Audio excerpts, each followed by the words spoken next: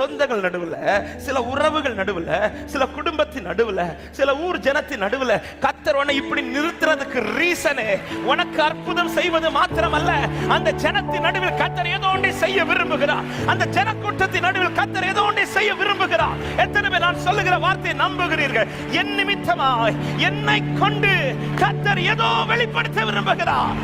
அவர் யார் என்பதை உன்னை சுற்றி இருக்கிறவர்கள் பார்க்க, அவர் யார் என்பதை உங்களை சுற்றி இருக்கிறவர்கள் அறிந்து கொள்ள கர்த்தர் உங்களை நிறுத்தி வைத்திருக்கிறார். ஹalleluya, ஹalleluya.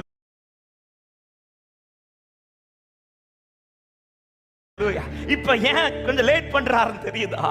இப்ப ஏன் கொஞ்சம் தாமதிக்கிறாரு தெரியுதா? அவரை குறித்து சுற்றி இருக்கிறவர்களுக்கு ஒரு நினைவு இருக்குது. ஆமென். அந்த நினைவுக்கு அவர் சிலதை செய்யணும். அதை செய்யறதற்கு கர்த்தர் யாரை பார்க்கிறார்? இவனை பார்க்கிறார். ஆமென். உங்களை சுற்றி இருக்கிறவர்களுக்கு அவரை குறித்து ஒரு நினைவு இருக்குது. அந்த நினைவை சரிப்படுத்த உங்களை கர்த்தர் பார்த்து உங்களை அத நடுவில் கர்த்தர் நிறுத்தி வைத்திருக்கிறார். எத்தனை பேருக்கு நான் சொல்லுகிற வார்த்தை நம்பி தைரியமாய் சொல்ல முடியும்?